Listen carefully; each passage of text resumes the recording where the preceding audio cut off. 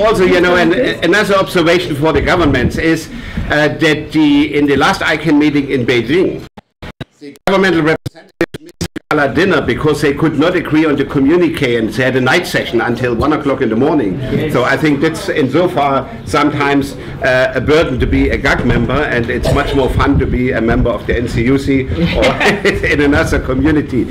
But anyhow, you know, I'm involved in the civil society activities in ICANN since 1998, and I was with the at-large community, and since a couple of years I'm with the non-commercial user constituency, and I'm now one of the 6 representatives of the non-commercial stakeholder group in the GNSO Council. So the GNSO Council, as Bill has described, is a rather complex body, you know, with 2 houses and then, you know, different stakeholder groups, and the voting is rather complicated. I will not explain it here, yeah, how we vote, because, you know, the votes in the 2 houses are, you know, counted in a different way, and you need always, you know, a super majority to get a motion adopted, which is very complicated and sometimes, you know, makes the work really hard to come to an achievement. But on the other hand, you know, this is, as Bill has described very eloquently, this is the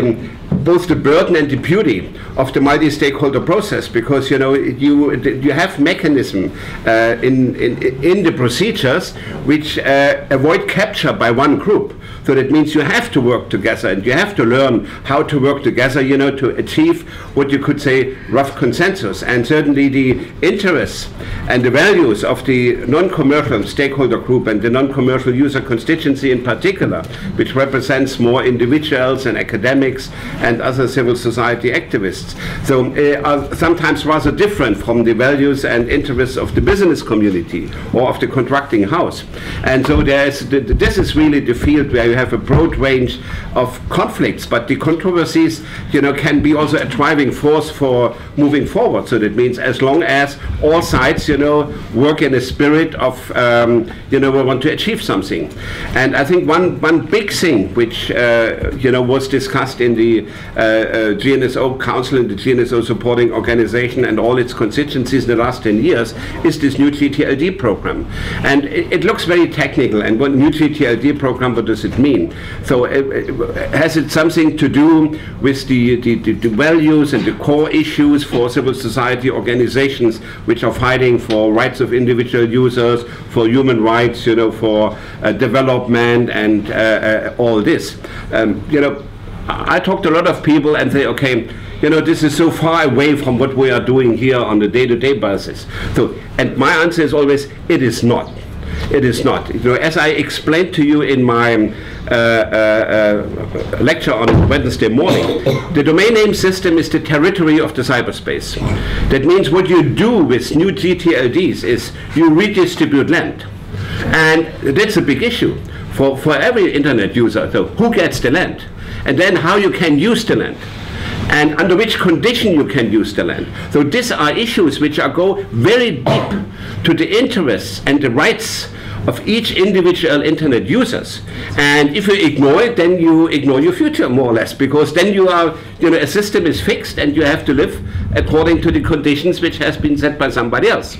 And I think this is the responsibility and this is the role of the NCUC in this process, you know, to put the finger on this point and say, you know, if you move forward with the allocation of new generic top-level domains, please make sure that the people who run this new registry, .book or, you know, .patagonia or, you know, dot something else, that they have regulations in place which respect the interests and the values of individual users. I think this is the role the 6 councillors in the GNSO Council has to play.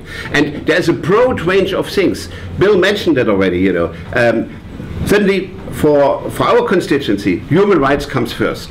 So that means, and human rights in this ICANN context, and as in the general internet context, is first of all, is freedom of expression, privacy, and development. So right to development is a collective human right. It's not, you cannot compare it with the other two rights, which are individual human rights, privacy and the right to freedom of expression. But you know, all this are human rights, and this is the main task, the main obligation of the NCUC. You know, to say, okay, whatever you do in launching the new TTLD program, human rights has to be respected. And this gets very concrete. You know, the right to privacy comes with the WHOIS database. That means what are the regulations in the new contracts for the registries and the registrars, the RA agreement and the RAA agreement. So all these are, you know, dubious acronyms. And if you say, oh, you know, we have, you know, thick WHOIS in the RAA, then people say, okay, what's going on with thick WHOIS in the RAA? I do not understand. Yeah, it's the new TTLD program. What is the new TTLD program? But you know, what is really done in these paragraphs in the treaties is more or less, you know, say regulate how your privacy is protected, you know, if you register a domain name in this new land, which will emerging in the coming years with the new generic top-level domains.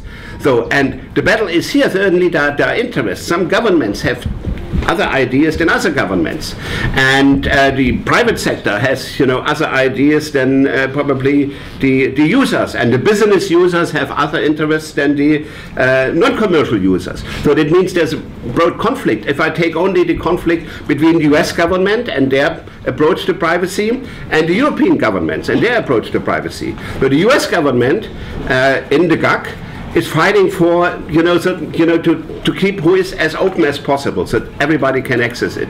So behind this is certainly the pressure from the music industry, intellectual property owners who want to get, you know, a misuse immediately cleared. So that means they want to have easy access and not, you know, linked to a certain condition, you know, court proceedings or whatever. The European data protection laws are rather different. So that means the registrar working under European legislation, you know, have to respect privacy and data protection in a much higher way.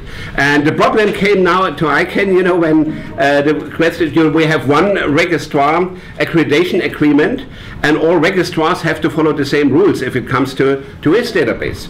So, and then the European registrars, you know, suddenly were confronted with the situation either they follow European data protection legislation, and then, you know, they cannot sign a contract with ICANN because, you know, this does it not allowed, or they sign a contract with ICANN and they are in conflict with with the national data legislation.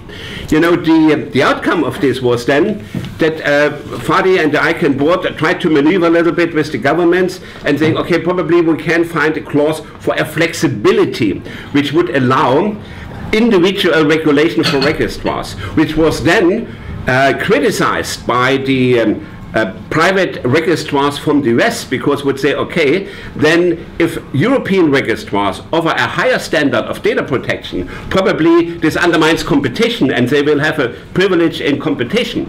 So, and here is the role of the NCUC, that we say, okay, what is the interest of an individual user? Certainly the interest of an individual user is high data protection, privacy protection.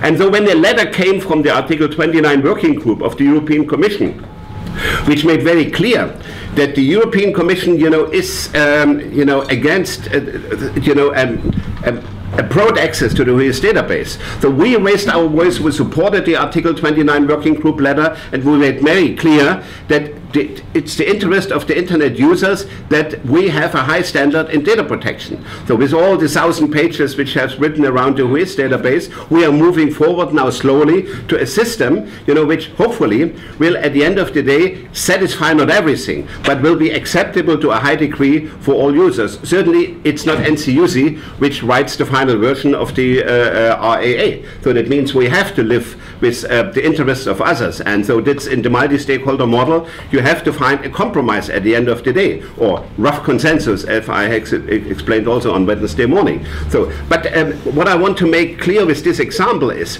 that this very, you know, complicated acronyms, you know, are it's full of life, and that's very real life, and it's very close to the interests of each individual.